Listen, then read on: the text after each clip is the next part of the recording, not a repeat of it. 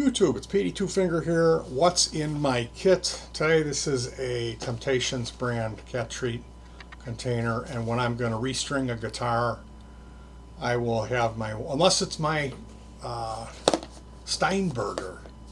You don't need that with the double ball and string. So whenever I'm going to restring a normal guitar or a Floyd Rose type guitar, I will ask my wife to grab this kit for me. So let's take a look at what I got in here. First and foremost, we have, dump all this crap out. This is a Huggy that I cut a neck section out so you can set this down and set the guitar in there. I also won this at a raffle at a free string event, which is basically the same thing. It's a little tripod to put to stabilize your neck when you're working on the guitar. One of these peg winders.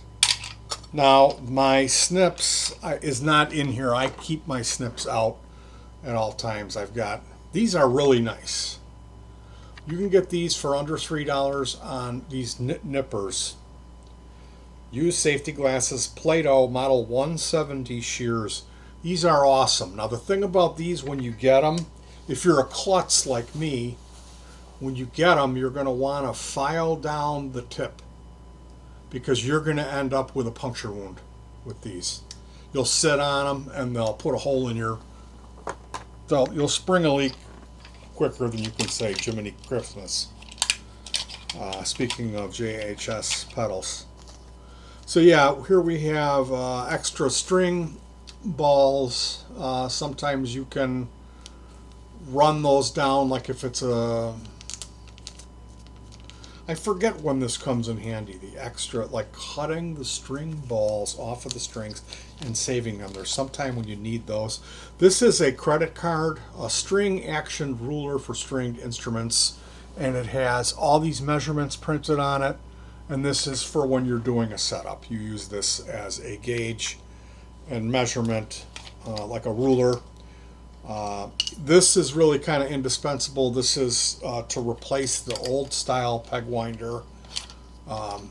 Doing it by hand, let me see, I'm not really prepared for this. I don't have one here. You just have to take my word for it. A cordless screwdriver, where it spins around.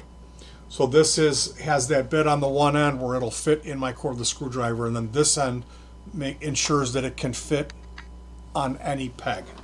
So you can literally, you don't even have to do that. You just to loosen them up and to tighten them. So that's a real nice thing to have. Now this is for Floyd Rose systems. It's the 3mm Allen head, and it's got a round, kind of a ball end that really works nicely. A tube of graphite lube. We're going to talk about this in the next video I'm making today. I'm making a pair of videos. One is just what's in my kit of guitar maintenance stuff. The other one's going to be about squeaky wah-wah pedals. There's a couple different things I want to talk about there. This is graphite lubricant, and all of this stuff, again, you can get on eBay for cheap. And then lastly, the stuff that's in here, this is, I found this to be, these are little metal guides for polishing frets. These, instead of using masking tape, you can pop this down over your fret. There's two different sizes. I've got two kits here, two sets of them. One here, one here. So you plop these down and polish your frets. You get these fret polishing stones. Or I tend to use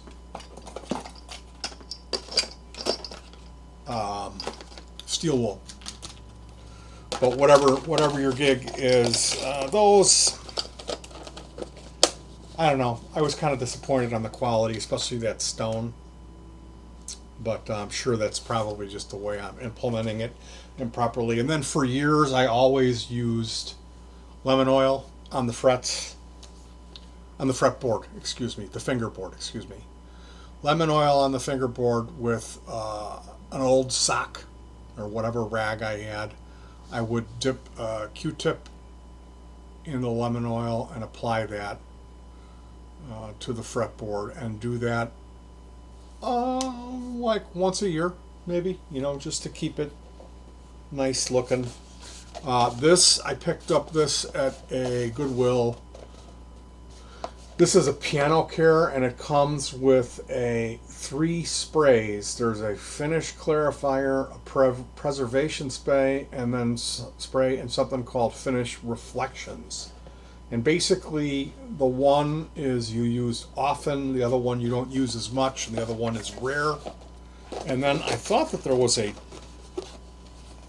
okay, here's what this is. The finish clarifier is a liquid wax, and you apply that with this sponge that comes in here. So, really, I mean, this is made by Meguiar's. This stuff, you could just get some type of I'm not really an expert as far as polishing your guitars. I used furniture polish for the longest time. That's how I clean my guitar. I would take a damp rag, and there's that area where your arm sits on the Strat, that top back wing, and that oftentimes that would feel like there would be dirt and debris stuck to the finish. So I would clean that, any area where it seemed like if I rubbed my hand and it wasn't smooth, I would rub it over with a damp rag twice. And I mean just damp, not soaking wet where you're going to have droplets of water going all over the metal of the guitar. And then immediately wipe that off with a towel to get it dry. And then I would spray it, go by a garbage can, or outside is even better, and spray the furniture polish on the painted surface of the guitar, and then rub that off with a whatever furniture polish rag that we were using to clean our furniture. That's how I used to do it before I got this Fender Piano Care kit. And since I got that, I noticed that when you do the Fender Piano Care, when you put the wax on it, and then that liquid wax dries like a yellow hard like pudding on there. You have to remove it, and when you remove that, it's got a shiny wax coating on it, which is really nice. So some type of liquid wax that you can get, whatever automotive stuff, is probably fine. If it's a real expensive instrument, don't listen to me. Look up what the pros and experts are using. But for me, for budget stuff, whatever you're going to find in the markdown bin at your Walmart or AutoZone, whatever auto repair place in your neighborhood has cheap liquid wax, that's what you're going to want to pick up, and stop using furniture polish. The furniture polish is all right, but it's probably not the best for the environment because it's aerosol, and you can get a better finish out of hand rubbing in the wax and rubbing that off. Now, the last thing I want to talk about is this graphite lubricant. This I got for 99 cents on eBay. It's a powdered graphite in here. I'm not going to take the cap off. The stuff goes everywhere. And it's basically like ground up pencil lead. So this, you put this on the nut, basically at any tension point of the string. Wherever the string is going to be touching metal, between the bridge and the tremolo system. So on my guitars, that would mean in the nut, whether it's a locking nut or not, I put it in there.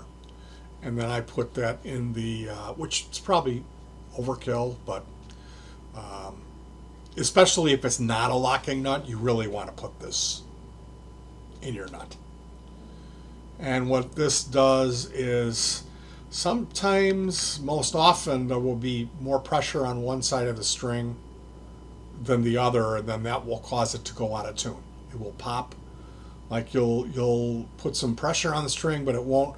All that pressure won't all the way be released. There's still more pressure on one side of the nut than the other, and then when you do a big bend or something, it will release that, and the string will move, and it will go out of tune. So by keeping this graphite, this is a dry lube, and you use this anytime that you don't want to keep it messy. And when you use dry lube, is plastic on plastic or metal on plastic. Okay, because we don't want to have petroleum products on plastic, and also you don't want to have dirt getting mixed in with your lube. So this is some really good stuff to have, and you can get a tube of this for 99 cents at on eBay. Highly recommended stuff, especially on your tremolo where the string goes over the bridge. If you have a roller nut or a standard roller bridge or a standard bridge, whatever you've got, on those bridge saddles, right where the string is going to make contact with that bridge, you're going to want to apply this in a healthy amount. And it, when you get down to those smaller gauge strings, you know, how much graphite's actually going to fit under your last string, you know, your sixth string. Well, not much compared to the low E. But this works really good, and you'll find other uses for this, such as in our next video when I talk about squeaky wah-wah pedals. So if you guys got anything that you want to turn me on to that's cool, guitar accessories, tips and tricks about restringing and keep your guitars clean, I'm always welcome. My whole thing is that I don't want to come off like this is the way I do it, so everyone else should do that too, because this is the best and only way. I'm coming from the budget angle of like, this is what I have now because it was cheap. And if I'm doing it wrong, let me know. And if that jives with my deal, like there's another way of doing it that's affordable, I'll consider trying that. You know, sure. I'm open-minded. I'll try anything. As long as it's not going to be ridiculously expensive or counterintuitive for the process. Like, really, does it matter that my guitar's real shiny when I play it? Not that much. So I'm not going to go way out of my way and buy a bunch of electric buffers and, you know, photosensitive waxes and stuff, you know. Anyway, this was my guitar accessory kit video. I hope you enjoyed it. Please leave a like, notify, all that stuff that people do. And peace.